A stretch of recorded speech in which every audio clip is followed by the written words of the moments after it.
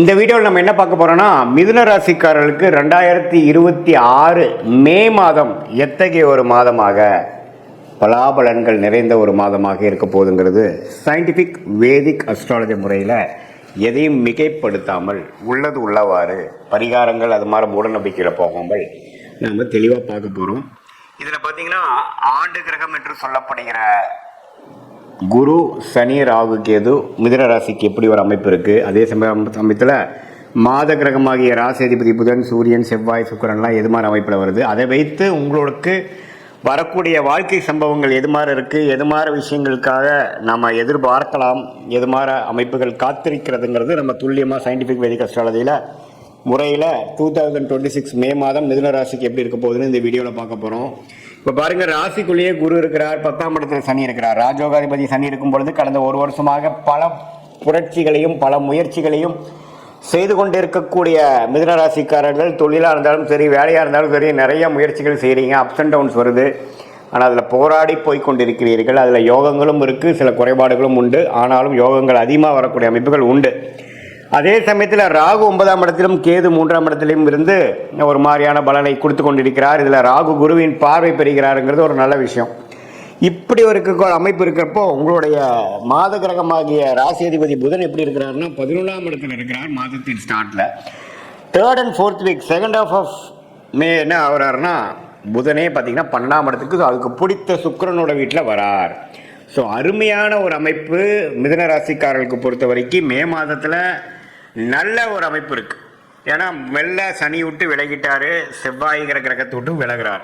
So சனி செவ்வாயோட விலகி புதன் வந்து மெல்ல சுக்கிரனோட சேருவது, சுக்கிரனோட வீட்டுக்கு போகிறது அப்படிங்கிற மாதிரி அமைப்பு வரும்பொழுது இதுவரை கடந்த 3-4 வருஷம் 3 மாதமாக ஜனவரி மாதம் 2026 சில வாய்ப்புகளை நழுவ விட்ட மிதுன ராசிக்காரர்கள் இந்த டைமில் வந்து நல்லாவே கையில் 2 கையிலையும் பிடிச்சிக்கக்கூடிய அமைப்புகள், திருமண விஷயங்கள், இல்லற விஷயங்கள், பெண்கள் விஷயங்கள், கணவனாக இருந்தால் மனைவி, மனைவியாக இருந்தால் கணவன் இல்லை, அது மாதிரி விஷயத்தில் அந்யோன்யங்கள் பெறுகிற மாதிரியும் நல்ல சுகபோகங்கள் வளரக்கூடிய அமைப்பு, வசதிப்படுத்திக்கக்கூடிய அமைப்பு, வாழ்க்கையில் உங்களுக்கு வேணுங்கிற சில வீடு விஷயமா இருந்தாலும் சரி, வண்டி வாகனமாக இருந்தாலும் சரி, வசதிப்படுத்திக்கக்கூடிய அமைப்புகளில் அதுக்கு வேணுங்கிற பண வரவுகள் எல்லாமே நன்றாக இருக்கக்கூடிய அமைப்பாக மே மாதம், குறிப்பாக சொல்லணும்னா செகண்ட் ஹாஃப் ஆஃப் மே வந்து மிதுன ராசிக்காரர்களுக்கு இருக்கிறதுங்கிறது நாம் தெரிந்து கொள்ள வேண்டும்.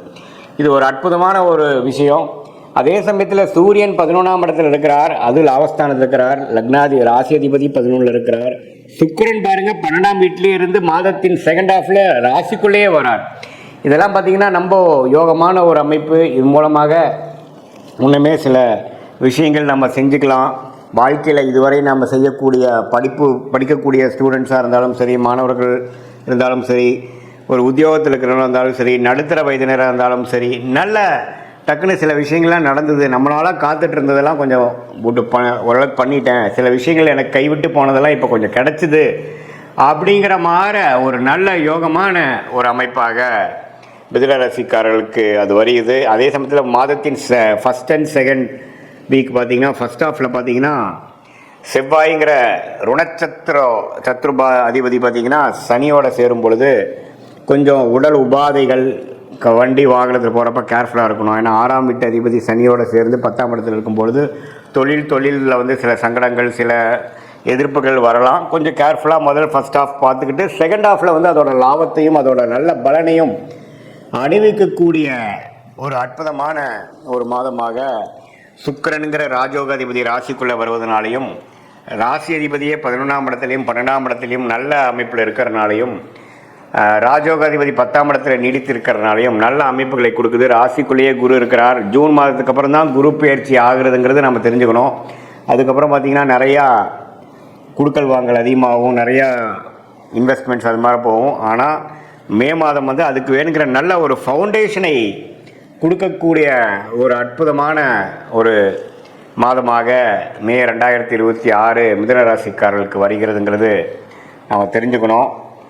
இது வந்து ஒரு பொதுவான பலனை தவிர உங்களுடைய ஜென்ம ஜாதகம் எப்படி இருக்குது, பிறந்த தேதி, பிறந்த நேரம், பிறந்த ஊரை வைத்துக்கொண்டு உங்களோட திருக்கணித பஞ்சாங்கம் பிரகாரம் உங்கள் ஜாதகத்தை போட்டு நீங்கள் என்ன லக்னத்தில் பிறந்தீங்க, மிதுன ராசியில் திருவாதிரை நட்சத்திரமா, மிருகசீர நட்சத்திரமா, புனர்பூச நட்சத்திரமா, என்ன நட்சத்திரத்தில் பிறந்தீங்க, உங்களுடைய தசாபுக்திகள் எப்படி இருக்குது, உங்கள் லக்னாதிபதி எப்படி இருக்குது, இப்போ நடக்கக்கூடிய தசைகள் எப்படி இருக்குதுங்கிறதெல்லாம் நல்லா துல்லியமாக ஆராய்ந்து அதில் வரக்கூடிய துல்லியமான பலன்களையும் இப்போ நம்ம கோச்சாரத்தில் பொதுவான மிதுன ராசிக்காரர்களுக்கு எப்படி இருக்குதுங்கிறதையும் சேர்த்து வைத்து நம்ம கொஞ்சம் துல்லியமாக பார்க்கும் பொழுது அடுத்த வரக்கூடிய காலங்கள் ஷார்ட் டேர்ம் எப்படி இருக்குது, அடுத்த வரக்கூடிய லாங் டேர்ம் எது மாதிரி ஒரு அமைப்பாக காட்டுகிறது, எந்த நேரத்தில் எது செய்யணும், எப்போ நல்ல நேரம் வருது, எப்போ ஜாப் சேஞ்ச் பண்ணலாம், எப்போ தொழில் அபிவிருத்தி பண்ணலாம், எப்போ தொழில் ஸ்டார்ட் பண்ணலாம், திருமண விஷயங்கள் எப்போ காட்டுது, லேட் மேரேஜா ஏர்லி மேரேஜா, அந்த இல்லற வாழ்க்கை அமையக்கூடிய அமைப்பு எப்போ வருது, குழந்தை பேரு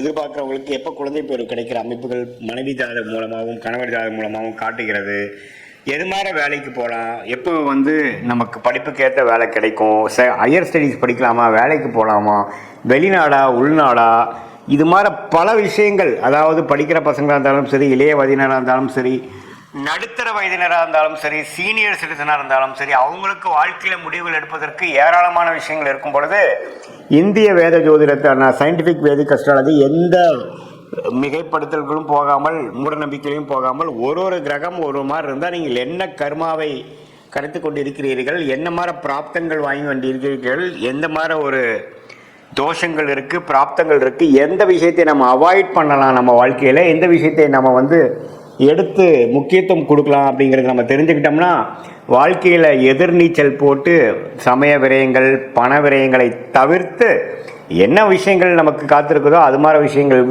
செய்து கொண்டு அதுக்கு நம்ம பாஸ்ட் லைஃப் கரெக்டாக நம்மளுடைய சயின்டிஃபிக் வேதிக் அஸ்ட்ராலஜி முறையில் மேட்ச் ஆகுதா, நம்ம பாஸ்ட் லைஃப் நம்ம ப்ரிடிக்ட் பண்ணுறது கரெக்டாக இருக்கா அப்படிங்கிறத செக் பண்ணிவிட்டு இப்போது ப்ரெசன்ட் டைம் எப்படி இருக்குது, அடுத்த வரக்கூடிய இம்மீடியட் ஃப்யூச்சர் எப்படி இருக்குது, அதுக்கப்புறம் வரக்கூடிய லாங் டேர்ம் ஃப்யூச்சர் எப்படி இருக்குங்கிறதெல்லாம் துல்லியமாக பார்த்து அதற்கேற்ற முறையில் நாம் நல்ல அமைப்பாக நாம் நம்மளுடைய வாழ்க்கை சம்பவங்களை அமைத்து கொண்டு அதுக்கு தகுந்தமான முயற்சிகளை நம்ம செய்யும் பொழுது மிதுனராசிக்காரர்களுக்கு இப்போ இருக்கக்கூடிய அந்த பொதுவான ஒரு அமைப்பு எது மாதிரி விஷயங்கள் காட்டுதோ அதை இன்னுமே நம்ம ஃபைன் டியூன் பண்ணி எது மாதிரி விஷயத்தில் எது மாதிரி டைமில் நம்ம எடுக்கலாம், எந்த விஷயத்தை நம்ம அவாய்ட் பண்ணலாம், நம்மளுடைய யோகமான கிரகம் என்னவா வருது, எதை நோக்கி போகலாம், எதில் நமக்கு லாபங்கள் அதிகமாக இருக்குது, எதில் நமக்கு பிராப்தங்கள் இருக்குது, எந்த டைரெக்ஷனில் போனோம்னா நம்ம ஈஸியாக நம்ம எதிர்நீச்சல் போடாமல் எளிதில் நம்மளுடைய குறிக்கோள்களை நம்மளோட கோலை அச்சீவ் பண்ண முடியுங்கிறதை